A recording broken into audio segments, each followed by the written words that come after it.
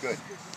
The only change on our injury report is Dante Robinson was put on the injury report today because of an illness, and he did not participate in practice. Besides that, it was the same injury report we gave you guys last night. The two guys that were out that didn't practice, Parade Jerry and Sante Samuel.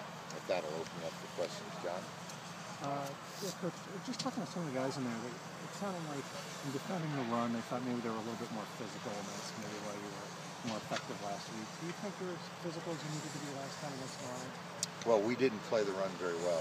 We gave up the explosive touchdown run, and the yards per carry was much more than what we would like to have. And again, to stop the run, you got to fit your gaps, and at the same time, you've got to you got to win the line of scrimmage. That's something we did this past week, and I think it showed in the stats. You had a situation on Sunday where you had 3 or 4 different running backs who were involved in the offense. What's the potential advantages when you have 3 or 4 guys getting touches like that, as opposed to just one guy who's getting the bulk of the carries?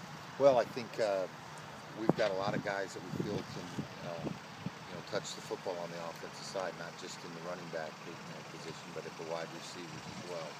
And thought it was a nice mix, and liked the way that we started the game as far as our rushing last week. Do you think Michael can still be as effective when he's not getting a lot of carries and not get to his rhythm? I certainly do. And again, we stated from the very beginning that we weren't going to look up at the end of the season and see that one back had 300 carries. That's not the way that this offense is built now. It was different 3 or 4 years ago, but now it's much different.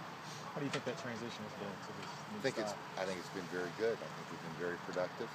I think if we would be more productive in the red zone, if the red zone numbers were a little bit higher, I think you'd really like what we've done. You mentioned the red zone. Some of your players said playing a team like the Saints, who you know is going to put up some points.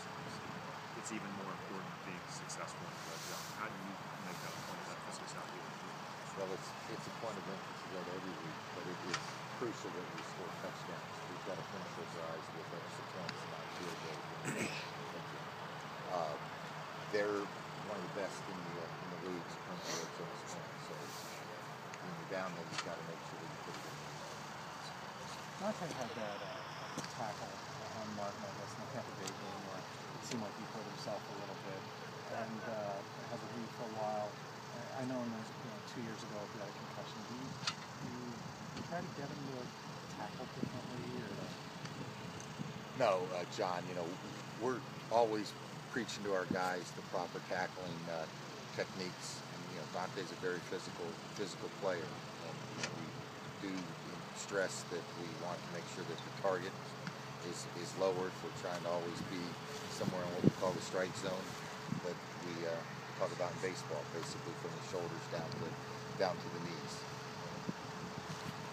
Thanks, guys.